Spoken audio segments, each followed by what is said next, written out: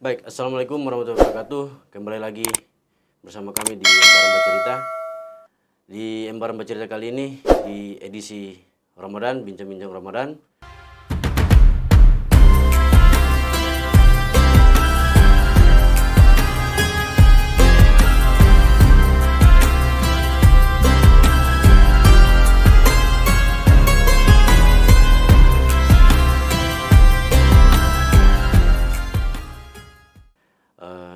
Kita akan membahas seputar dunia terapi, yaitu dunia terapi akupuntur.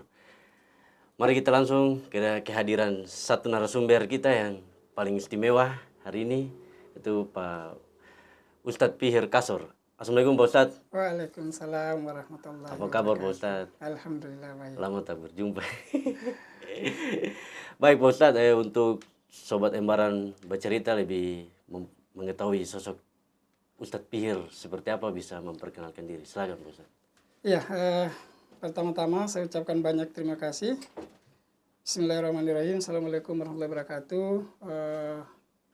Ini suatu kebahagiaan tersendiri ya, diundang untuk bisa hadir di Embaran Bercerita ini dalam rangka secara tidak langsung mungkin memperkenalkan akupuntur secara luas. Identitas saya itu secara singkat mungkin bisa sedikit saya sampaikan. Nama lengkap itu Pihir Kasor. Gelar awal yang diperoleh itu sebenarnya SPDI. SPDI, Ya, berarti guru ya? guru agama. Itu karena satu dan lain hal akhirnya berubah haluan untuk terjun ke dunia kesehatan. Dan akhir November 2023 itu dengan izin Allah kita diwisudakan itu kurang lebih hampir sekitar 2.000 peserta wisuda dengan berbagai jurusan, salah satunya ada jurusan akupuntur di Poltekkes Kemenkes Surakarta. Nah, saat ini dengan gelar akademik itu AMD Aku. AMD Aku Ya, ya. jadi biasanya untuk penulisan gelarnya Pihir Kasor AMD Aku. SPD-nya hilang. SPD-nya. Tapi kadang sering diselipkan juga karena kalau seandainya penulisan artikel atau yang biasa saya tulis itu ada nuansa Ya. keislamannya, itu biasanya dicantumkan seperti gitu. Ini menarik, Pak Ustadz bilang apa? Awalnya sarjana pendidikan Islam ya? Iya, Guru. awalnya guru. Guru. Awalnya guru, pernah di sekolah, pernah di dinas pendidikan. Oh, dinas pendidikan pernah. Sempat membantu teman-teman di PKM Fakfak, Puskesmas Fakfak dalam rangka penyusunan akreditasi kurang lebih selama 6 bulan. Dan sebenarnya untuk akupuntur itu sendiri saya sudah mulai bergerak itu kurang lebih dari tahun 2007. 2007. Ya, itu awal mula saya begitu tertarik dengan akupuntur ya, karena ketika dilibatkan di dalam tim pengobatan dalam safari pengobatan Atibun Nabawi itu, saya begitu kagum melihat kasus-kasus nyeri itu dengan 1-2 jarum itu pasien spontan merasakan kesembuhan. Nah, dari situ memotivasi untuk saya mau belajar dan terjun ke dunia kesehatan. Kesehatan, akupuntur ya. Akupuntur.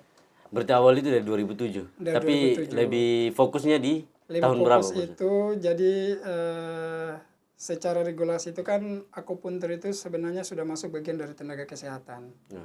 Sehingga seluruh akupunturis tradisional pada zaman itu dituntut untuk minimal D3. Nah, akhirnya teman-teman yang selama ini sudah bergelut dengan akupuntur tradisional melalui pelatihan-pelatihan yang dilaksanakan oleh lembaga LKP yang itu merupakan mitra daripada dinas pendidikan setempat, akhirnya berbondong-bondong untuk mengikuti perkuliahan lagi, dan itu ditempuh selama 3 tahun. Jadi dari itu sejak tahun 2021 saya masuk kuliah di Politeknik Kemenkes Surakarta dan diwisudai di tanggal 23 November itu di tahun 2023. 23 ya. Setelah itu sudah urus kompetensi, STR juga diurus, izin juga diurus, dan dengan dasar itu mengurus juga berkaitan dengan izin lokal ya. Biasanya sebagai seorang tenaga kesehatan, kalau sebagai seorang akupunturis minimal dia harus punya, selain STR, dia harus punya SIAP, namanya SIPAT, Surat Izin Praktek Akupuntur Terapis. Itu ada surat izinnya. Sudah ada. Berarti tidak sembarang-sembarang. Iya, memang secara regulasi harus dituntut seperti Iya, gitu. iya. Kalau dia seorang apoteker harus ada surat izinnya juga seperti gitu. Dia seorang dokter harus ada juga SIP-nya dan lain sebagainya seperti gitu. Nah, di akupunturnya itu namanya SIPAT. Surat izin akupuntur terapis. Sifat ya, surat Iya. ini akupuntur terapi. Terapis. Masya Allah, luar biasa Pak Ustadz. Berarti keseharian sekarang Pak Ustadz? Saat ini Saya tidak masih jadi guru. untuk guru sudah tidak lagi, tapi jiwa guru itu tetap ada. Guru dari tahun berapa Pak Ustadz kalau guru? Saya wisuda itu di tahun 2008. 2008. Ya. Langsung jadi guru. Eh, Mengajar belum? mengajar. Di mana Pak Ustadz? Sempat di SMA Negeri 1 sempat di SMA Negeri 2 Fakfak. Ah, Terus selebihnya saya di Dinas Pendidikan. Dinas Pendidikan. Pendidikan. Langsung terjun ke kesehatan. Terjun ke kesehatan. Keseharian berarti Keseharian saat ini sebenarnya saya masih melanjutkan studi juga untuk mengambil gelar sarjana terapannya di kampus yang sama, S1-nya. S1-nya. Nah, alhamdulillah saat ini sudah masuk semester 2. Kemarin 1 bulan lebih saya di Tanah Jawa. 1 bulan, pantas tidak kelihatan. Ya, makanya pasien-pasien sudah pada tunggu dan tanya kapan pulang, kapan pulang. Nah, itu menjadi beban juga sebenarnya seperti gitu. Iya. Nah, mohon doanya para pemirsa semua, semoga perkuliahannya ini bisa cepat selesai dan bisa stay lah. Seperti gitu. Semoga ya Pak Ustadz ya, Amin, semoga cepat. Tapi target tahun berapa Pak Ustadz? Ini kan untuk penambahan strata 1 S1-nya itu kan 1,5 tahun. Ini sudah semester 2, mungkin di tahun 2026 kita sudah 2026. wisuda. Tahun depan lah, Tahun insya Allah depan, ya. insya Allah. Supaya fokus Fokus untuk pengobatan ya, Pak. pengobatan seperti gitu. Terutama di dunia akupuntur. Baik Pak Ustadz, ini yang menarik lagi. Ada klinik ya, rumah terapi yang Pak Ustadz dirikan. Nah, Iya. itu perjalanannya seperti apa terbentuk? Pasti ada lika-likunya ya Pak Iya, Ustadz ya. memang kalau mau diceritakan ada sesuatu yang paling terkesan di hati ya, karena merencanakan, mendesain, bahkan sampai terbentuk suatu klinik boleh dibilang atau biasa saya sebut dengan rumah terapi Nur Sifa. Perjalanannya cukup panjang. Setelah saya bergelut di dunia pengobatan tradisional, akhirnya menjadi terapis panggilan lah. Ya. Biasa teman-teman suka guyon itu dengan istilah simatupang. Simatupang. Siang malang tunggu panggilan. Tunggu panggilan. Simatupang. Tapi dalam tanda kutip positif ya, karena belum ada tempat, Iya. akhirnya kita programnya itu visit dari rumah ke rumah, dipanggil di mana ada pasien kita datangi terapi. Gitu. Itu berjalan cukup lama. Kadang hari ini bisa di seberang, besok bisa di Wagong, besoknya bisa di mana-mana. Bahkan pernah sampai saya ke Kiat terapi. Seperti Sampai gitu, Kiat. ya. Tapi sekarang alhamdulillah punya rumah. Nah, karena klinis. pertimbangan peminatnya makin banyak atau yang membutuhkan untuk terapinya makin banyak, saya berpikir kan tidak mungkin saya mobile ya, Ya. dari ujung ke ujung atau dari satu tempat ke tempat lain. Akhirnya berinisiatif untuk membuka di rumah. Nah, alhamdulillah setelah dibuka itu makin lama makin ramai dan saya memutus untuk menetap, tidak mobile lagi. Kalaupun saya mobile itu dengan pertimbangan khusus. Seperti apa? Biasanya pada pasien-pasien dengan post-stroke Ya. yang mungkin jalannya sulit di tempat tidur gitu ya. Karena akupuntur itu untuk di dunia barat saja sekarang sudah integratif gitu. Jadi ketika pasien-pasien post-stroke ketika itu dibantu atau ditunjang dengan pengobatan akupuntur, itu prosesnya sangat luar biasa sekali. Jadi sekarang sudah stay ya? Stay di rumah. Klinik rumah. Di mana itu? Dipanggil pun itu kecuali dengan catatan yang Catatannya tadi itu. Pasien yang ya untuk rumah terapi Nur Sifa itu beralamat di Jalan Teguh Umar, tepatnya di RT 11 Kelurahan Fafak Utara. itu di kompleks Kompleks Masjid Jalan Sekru iya, biasa Jalan deh, Sekru, kenal. Masjid Al-Ikhlas Kebun Kapas. Al-Ikhlas Kebun Kapas. Pak Ustadz, dari perjalanan terbentuk klinik, sebelum terbentuk klinik, perjalanan pengobatan door to door ya, door to door sampai terbentuk ini, kira-kira ada hitung berapa pasien, atau tak terhitung? Iya, sebenarnya kalau mau pasti ya harus buka secara data ya, gitu. Karena kalau waktu dulu saya masih visit, itu memang dari sisi pengelolaan data belum terlalu tertata. Ya. Karena kan saya sendiri yang harus mengelola dan lain sebagainya gitu. Tapi kalau hitung-hitung ya 500 lebih pasien sudah saya tangani. Masya Allah, banyak gitu. Berbagai macam kasus ya. Berbagai macam kasus. Berarti sekarang di rumah, di klinik Nur Asifa ya? Rumah terapi Nur Rumah Sifa. terapi Sifa. Nur Sifa. Rumah terapi Nur Sifa ini Pak Ustadz sendiri atau ada karyawan lain? Untuk saat ini saya sendiri karena memang dari sisi tempatnya juga belum terlalu istilahnya memungkinkan untuk saya pakai tenaga tambahan ya. Ya. Nah biasanya dalam hal membantu atau asisten itu saya biasanya minta tolong istri saya untuk ikut serta. Ya dalam hal mungkin mempersiapkan tempat gitu, seperti hal-hal yang teknis lah. Tapi tindakan dari awal sampai akhir penata-laksanaan akupuntur itu semuanya saya. Semua Pak Ustadz ya? Saya sendiri. Masya Allah. Tapi ada tidak Pak Ustadz? Apa ya, pada saat terapi akupuntur ada dapat kasus yang memang paling susah ya kayak kelihatan. Jadi dalam dunia kesehatan itu sebenarnya untuk kasus yang boleh dibilang susah itu dikategorikan sebagai sesuatu yang sudah ada kategori terminalisasi, dan itu sebenarnya bukan ranah akupuntur. Seperti gitu. Jadi kami pun diajarkan ketika pasien datang dengan kondisi kegawat daruratan itu tidak boleh kita tangani, bahkan kita harus merujuk ke pelayanan kesehatan yang lain, dalam hal ini mungkin rumah sakit seperti gitu, untuk melakukan tindakan kegawat daruratan tadi seperti gitu. Selain akupuntur apa lagi Pak Ustadz di rumah terapi? Ya karena saya berangkat dari pengobatan tradisional, selain akupuntur sebenarnya saya juga penggiat bekam atau al-hijamah. Bekam. Ya mungkin kebanyakan masyarakat sudah tahu apa itu bekam yang biasanya mereka sebut dengan kop. Kop ya. Nah, karena dari sisi riset bahkan evidence base-nya banyak itu bahkan di dunia bekam di kalangan medis itu para dokter sudah membentuk komunitas mereka sendiri, namanya Perkumpulan Dokter Bekam Indonesia, dan memang itu dikhususkan untuk para dokter, para dokter. Tapi dalam hal peningkatan kompetensi atau keilmuan itu mereka sering mengajak orang-orang yang bukan dokter pun ikut belajar berkaitan dengan bekam itu sendiri. Jadi sudah punya komunitas, tapi komunitas resmi yang bagian dari mitra Kemenkes dalam hal ini yang Kestrat itu adalah Perkumpulan Bekam Indonesia. Perkumpulan Bekam Indonesia. Ya, nama orponya itu Perkumpulan Bekam Indonesia. Kalau diasumsikan ibarat dokter tergabung di ID, Ikatan Dokter Indonesia, kalau bekam dia tergabung di PBI, Perkumpulan Bekam Indonesia. Dan saat ini ketua umumnya itu adalah Dr. Jadul Akbar.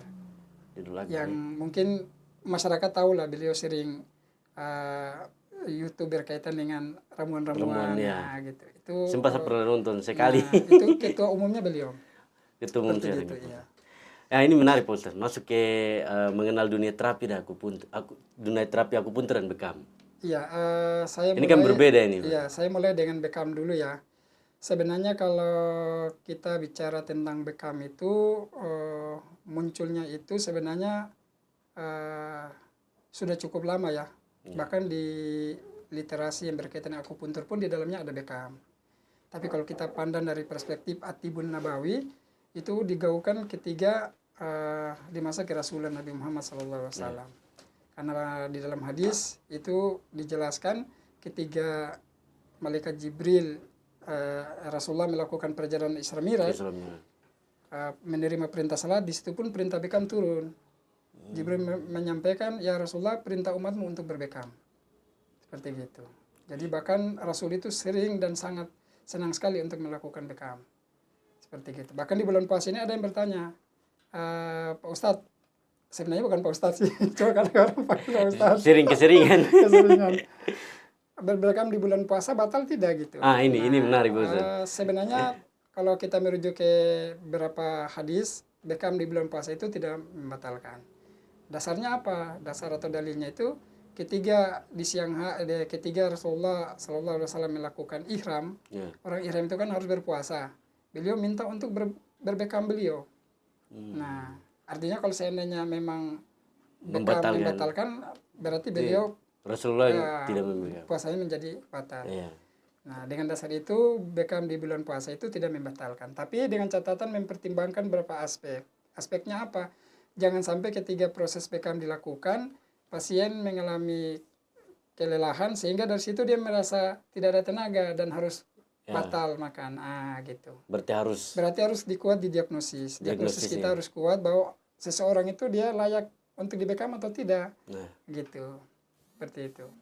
berarti Beckham ini di bulan puasa Insya Allah tidak membatalkan. membatalkan ya. Kemarin Ini saya mau tanya tapi Pak Ustadz sejauh duluan. kemarin ada 2 pasien yang datang dengan tindakan Beckham. Selain akupuntur, tindakan Beckham.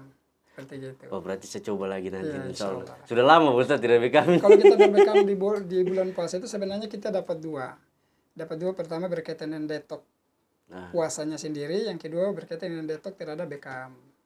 Detok Seperti terhadap gitu. Beckham. Nah Pak Ustadz tadi lupa. Di rumah terapi mulai aktivitas terapinya mulai jam berapa Pak Ustadz? Oke. Biasanya kalau di luar jam di bulan puasa ya, biasanya saya buka dari jam 8 pagi sampai jam 9 malam. 9 malam ya. 9 malam. Tapi di sore hari ada jeda. Iya, jedanya itu palingan saya 1 jaman atau 2 jam. Kalau tidak ada pasien saya rehat. Kalaupun pasien datang saya layani. Nah untuk di bulan puasa ini buka dari jam 8 pagi sampai dengan jam 5 sore. 5 Karena sore. dari jam 5 sampai jam itu harus Harus buka puasa. mempersiapkan segala sesuatu. Buka puasa terus malamnya terawih. Malamnya tarawih, biasanya kalau seandainya ada pasien yang sudah buat janji, pada tarawih itu mereka kadang datang. Iya. 1-2 pasien itu masih bisa untuk saya lakukan tindakan. Seperti gitu. Gitu. Terus kalau dunia akupuntur Pak Ustadz gimana? Iya, Kita tahu bahwa dunia akupuntur kan dari Cina ya. iya. Jadi akupuntur itu sebenarnya sudah dikenal ya, bahkan sampai di Eropa. Ya. Bahkan kalau kita merujuk kepada disease atau penyakit itu WHO, Kesehatan Dunia itu sudah mengeluarkan yang namanya ICD-11. Kita di Indonesia itu, entah itu di rumah sakit atau di puskesmas, itu kalau saya bincang-bincang dengan beberapa rekan nakes yang lain itu masih menggunakan ICD-10. ICD-10 Nah, ya. artinya apa? Artinya kalau kita mengakui bahwa Indonesia adalah bagian dari dunia, maka kita harus mengakui akupuntur. Nah, Seperti gitu. Karena WHO saja sudah mengakui akupuntur gitu. Seperti gitu. Nah, cuman untuk ICD-11-nya itu belum dipakai. Nah, ini lagi teman-teman lagi perjuangkan untuk itu bisa masuk. Seperti gitu. wow, luar biasa Pak Ustadz. Pak Ustadz update terus ya. Ya, memang dari sisi Fokus langsung. keilmuan harus selalu kita update karena berkaitan dengan nyawa manusia ya. Karena akupuntur adalah bagian dari tenaga kesehatan, dari sisi sumpah profesi pun itu harus kita taati, sehingga dari sisi penata laksana itu harus diperhatikan baik. Iya, Seperti tidak itu. salah-salah Karena ya. iya, karena berkaitan dengan keselamatan pasien. Apalagi ini jarum. Tapi relatif akupuntur itu relatif aman ya. Karena jarum itu jarumnya kecil sekali. Ah ini jarumnya ini Pak Ustadz. Jarumnya beda. Di tas saya ada jarum, saya boleh minta tas saya. Bisa. Nah, jarumnya ini kan beda. Ini bukan jarum pentil. Ya. Jadi saya setiap bepergian itu selalu gini, stok saya gitu. Bawa stok ya. Senjata lah kalau dibilang senjata.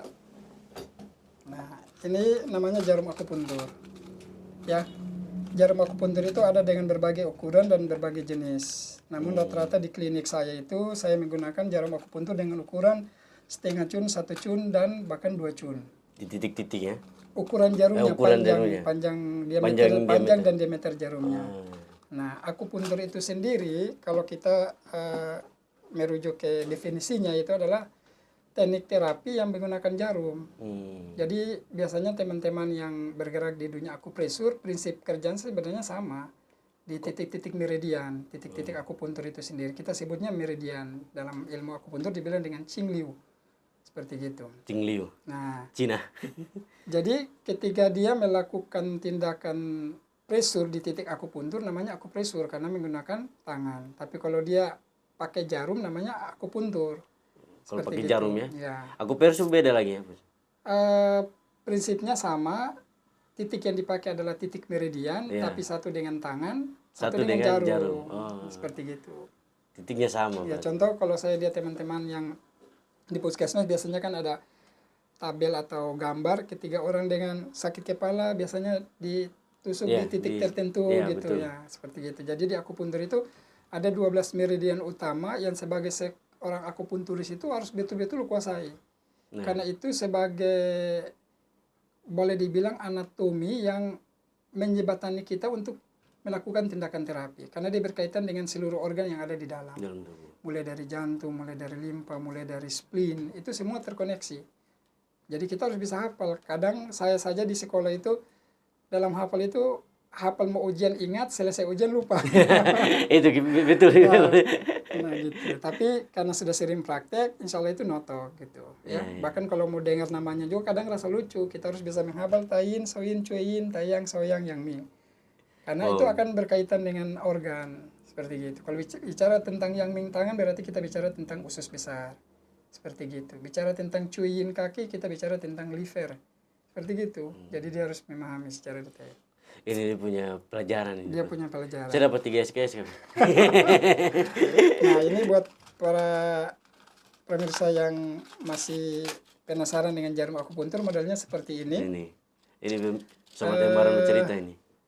Jadi bentuknya harus dalam kotak seperti gini sehingga terjamin sterilisasinya. Ketika kita mau lakukan tindakan baru kita buka. Berarti yang sudah dipakai Sudah tidak boleh bisa dipakai lagi.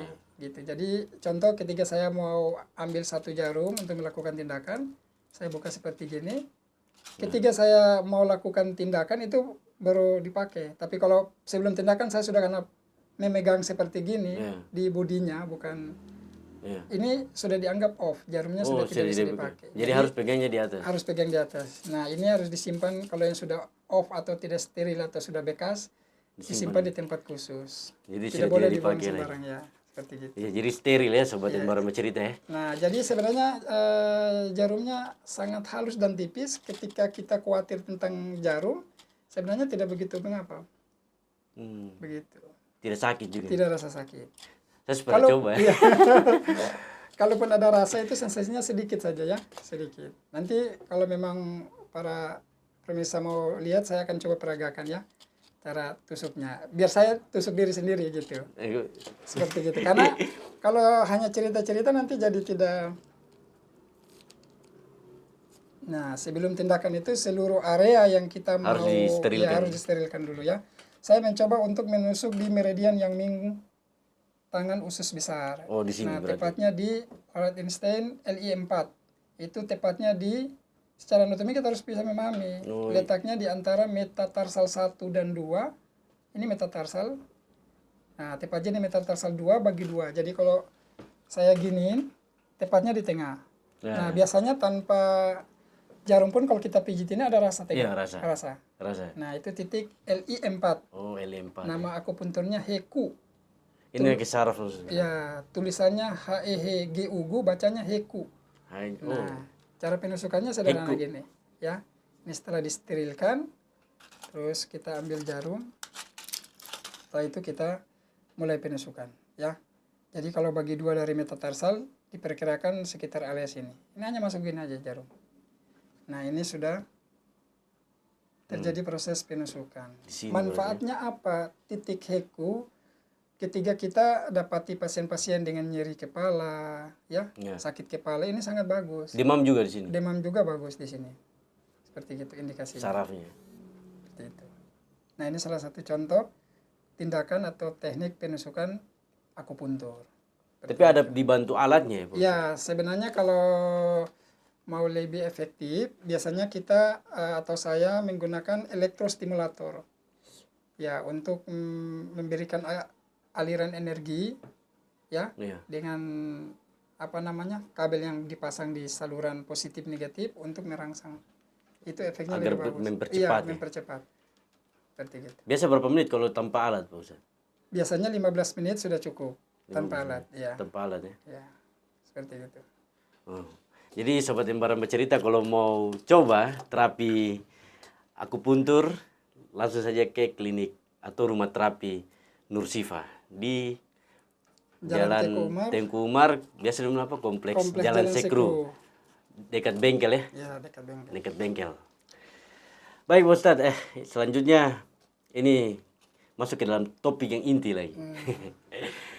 Kesembuhan kesehatan melalui terapi akupuntur MBK.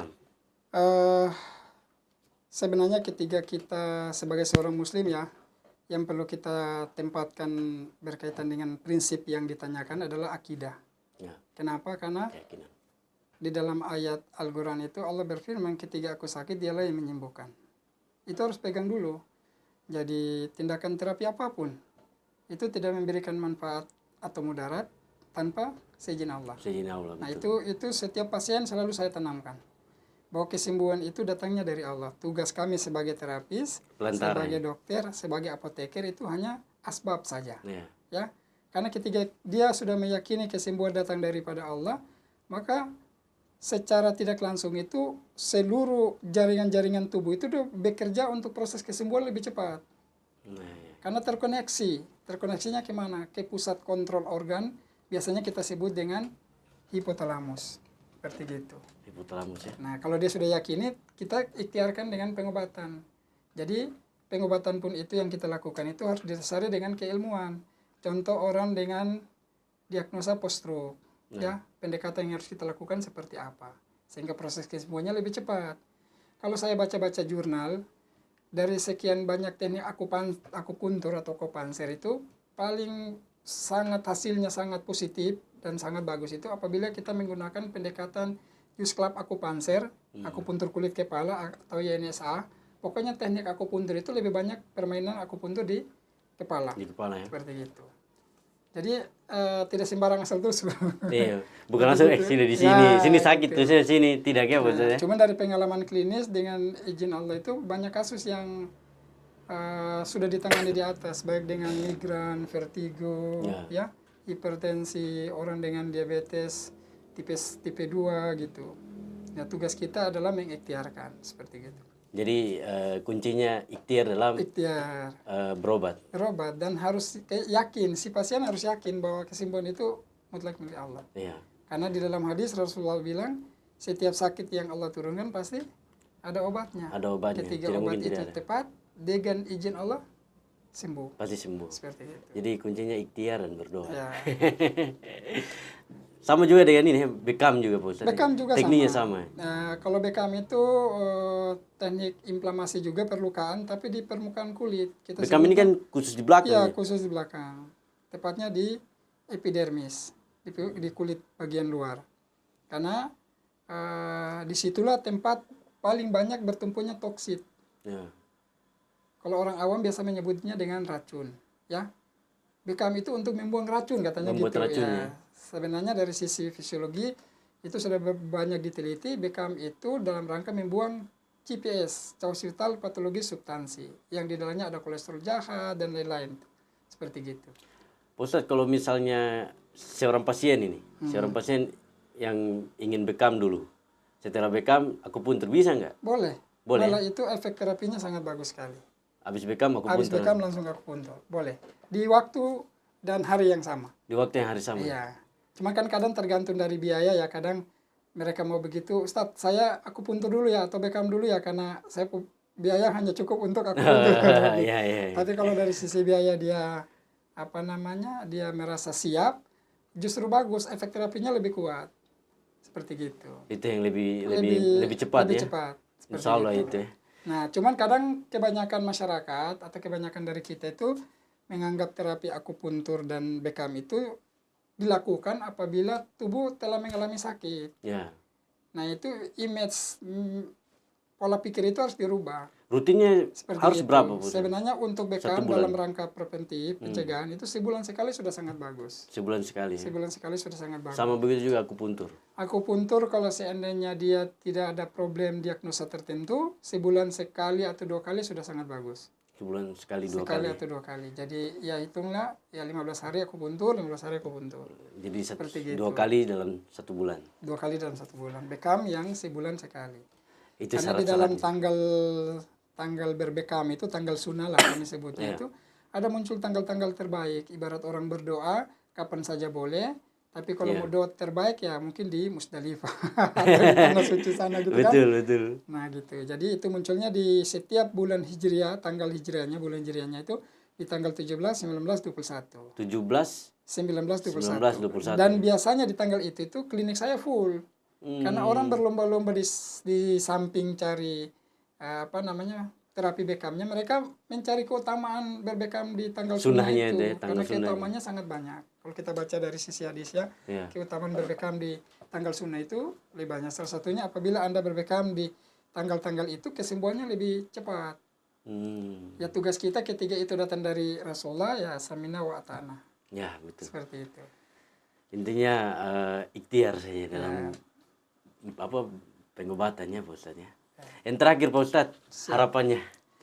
Iya, harapan saya bagi masyarakat Kabupaten Fakfak, alhamdulillah dengan keberadaan Rumah Terapi Nursifa Fakfak sebagai salah satu tenaga kesehatan dalam bidang akupuntur terapis, sekiranya Bapak Ibu atau masyarakat yang mau mengikhtiarkan kesembuhannya melalui terapi akupuntur dapat berkunjung di tempat kami yang beralamat di Jalan Teguh Umar RT 11 Kelurahan Fakfak Utara, tepatnya di Kompleks Jalan Sekru dekat masjid ya. Jadi Dekat kalau masjid. Bapak Ibu naik dari arah TK Pertiwi, nanti ada lorong pertama masjid, lorong kedua itu masuk, terus belok kiri itu lurus, nanti ada kelihatan rumah terapi. ada spanduk. Kalau memang Bapak Ibu ingin bertanya-tanya dulu, mungkin bisa catat kontak saya. Ya. Di Facebook juga ada Di ya Pak Facebook Ustadz? juga ada, iya. Rumah Terapi Nursifa. Nursifa ya, seperti gitu. Itu ya. Pak Ustadz, yang paling terakhir tadi saya lupa. Rumah Terapi Nursifa sudah berdiri berapa tahun Pak Ustadz? Kalau penamaannya itu saya mulai start di tahun 2010. 10-11 lah. Itu sudah mulai penamaan? Iya, penamaan. Tapi untuk eksis itu setelah kuliah itu. Oh, Setelah kuliah betul-betul baru mulai berkonsentrasi untuk karena ada ilmunya ya, memfokuskan untuk itu. Seperti gitu. Jadi untuk yang di atas itu sebagai informasi, ada beberapa modalitas yang di tempat kami juga ada, seperti terapi linta gitu ya. Oh, terapi linta ada juga terapi bekam. Bahkan untuk bekam sendiri pun kami membagi ada berapa cara ada ya. bekam basah Ada ya? ada bekam api Api. gitu. Yang itu sangat bagus ketika orang dengan kondisi, kalau dalam diagnosa medisnya itu dibilang dengan sindrom defisiensi yang. Jadi orangnya takut dingin, lidahnya putih pucat gitu ya, itu sangat bagus sekali. Ada juga dengan moksibusi. Pokoknya ada beberapa modalitas terapi yang sekiranya akan kami lakukan apabila diagnosa telah ditegakkan. Dalam arti, oh dia cocok dengan terapi ini, dia cocok dengan terapi ini, seperti gitu. Itu ya di rumah terapi Nursifa. Jadi bukan hanya sejak akupuntur, tapi ada bekam. Ada bekam, ada linta, ada gitu moksa. ya. Kiro beda lagi Pak Ustadz ya? Di atas juga sebenarnya ada crack method. Crack method. Ya, biasanya orang-orang menyebutnya kiropraksi. Ya, kiropraksi. Seperti gitu. Nah, saya biasanya peruntukan untuk kondisi-kondisi dislokasi ya. Seperti gitu. Memadukan lah antara teknik terapi yang satu dengan teknik terapi yang lain, dalam hal ini kiropraksi atau crack method, dalam rangka menunjang proses kesembuhan lebih cepat. Seperti gitu. Contoh orang datang dengan LBP ya, nyeri punggung bawah, low back pain. Nah, itu biasanya di kiropraksi dulu atau di crack dulu, selesai baru di akupuntur. Atau memang dilanjutkan dengan bekam. Seperti gitu. Oh, luar biasa Pak Ustadz. Ya, jadi Sobat Embaran bercerita, Ustadz Pihir sudah berbagi ilmu ya terkait dunia terapi akupuntur, terus bekam, dan juga perjalanan rumah terapi Nursifa. Jadi Sobat Embaran dia sudah sejam ya Pak Ustadz ya? Alhamdulillah sudah sejam kita bincang-bincang terkait dunia terapi. Jadi Sobat Embaran Bercerita, saksikan terus Embaran Bercerita di channel YouTube official Embaran Media. Baik, Sobat Embaran Bercerita, saksikan terus podcast kami Embaran Bercerita di channel YouTube official Embaran Media. Embaran Media, medianya Anda mudah, informasi menjangkau Nusantara. Nusantara. Assalamualaikum warahmatullahi wabarakatuh. Assalamualaikum warahmatullahi wabarakatuh.